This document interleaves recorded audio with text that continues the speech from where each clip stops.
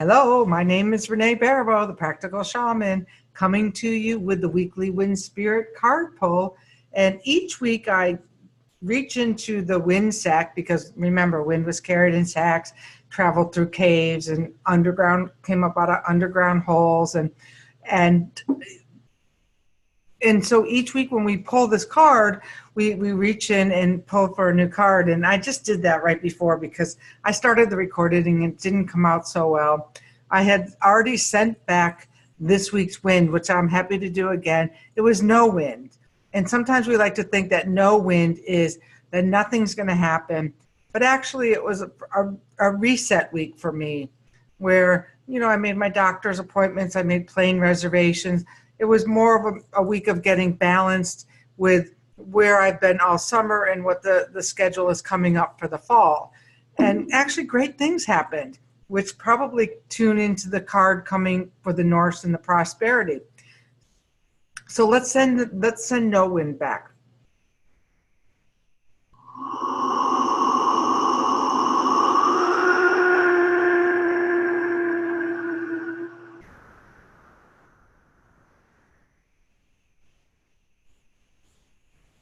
And let's turn to the Winds of Spirit book to find out what it has to say about Njord, the Norse wind of prosperity, which is about grow, thrive, and celebrate.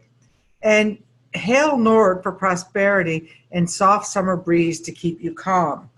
And I flipped open to the south, and I'm not exactly going to get into a whole long explanation of why I did that. You could join the Winds of Spirit book study group, where we're reading the book together and talking about these ideas, and also the wind work classes, which teaches you actually how to recenter yourself and how to understand which way your awakening compass is pointing.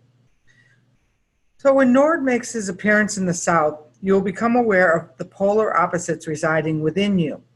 In Scandinavian mythology, Njord was offered in marriage to the ice giant Skadi as a restitution for slaying her father. While Njord cherished the hustle and bustle of the fertile seaport, Skadi preferred the dead stillness of the dark northern landscape. Concessions were made so that they might spend equal time at the place of their own choosing. This is a reminder that opposites, such as the warmth of the summer sun and the ice caps of winter, can exist simultaneously within you. Compromise is needed in order to reestablish the balance between your emotional wealth and overall well-being. And maybe that was why we had the no wind as a time to reset. Because in the way most of us live our life, it's this linear landscape of do, produce. How are we as commodities? And in the wind work, we go back to the ancient ways of this is based in a cycle, so that when we have a space of no wind, it gives us the gap, that freedom to explore the spaciousness around not having to do. And so this week would look like we've reset, and now we're going to start to grow, thrive, and celebrate. And I'm not sure how that looks for you, but I know for me that, here comes Tommy, that tonight I'm going out and having a dinner with some friends. I'm actually have a couple of plans this week to be way more social than when I'm reflecting, rebalancing, little to no wind moving forward. And then she makes me laugh. Look at her tail and the silhouette.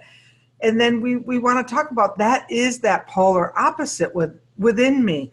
Like I need to be out and be social, but I also am a kind of a hermit, and I need that real sacred time of my alone space in order to think, contemplate, working on the next book and all of that. So how do we manage that growth, that expansion, and then that contraction and that place of no wind that we've just moved out of in order to live a life that's more in harmony and balance? And I love, sorry. And I love this story about how Njord and Skadi were having this relationship when they were polar opposites. She loved the mountain and he loved the ocean. And that happens a lot in our life, that we're attracted to people who are similar enough to keep it interesting, and, you know, different enough, similar enough that we can get along, and different enough to keep it interesting. And where do we make those concessions?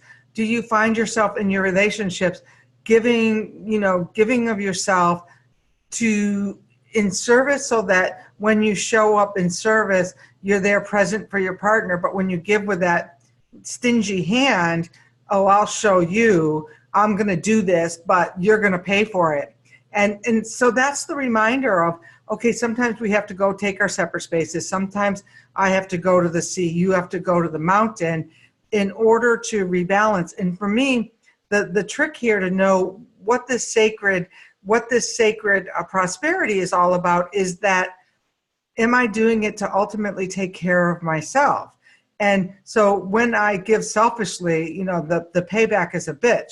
But when I give from, hey, I'm going to take care of myself so that the next time that we're together, I can show up 150%, and learn to navigate from the truth of who you are, not from, if I give you this time, I'm going to get the next time. And that's what really this prosperous relationship type thing looks like. So what are you growing, thriving, and celebrating this week? Put a note in the comments. And do you find that what I'm talking about on a weekly basis resonates for you? If so, you can order up your copy of Winds of Spirit. You can join our Winds of Spirit book study, which requires that you have a copy of Winds of Spirit. And you can stay with me and see what winds take shape over the next few weeks. All right, I'm Renee. I'm the Practical Shaman. Oh, and speaking of polar opposites, Sandra and I just recorded a couple of episodes for the Shaman's Cave on the shadow, which are coming up soon. Right now, I think the next show is on sacred reciprocity, which I give to you, you give to me, today for me, tomorrow for you, and it's all in an abundant circle. All right, have a great day.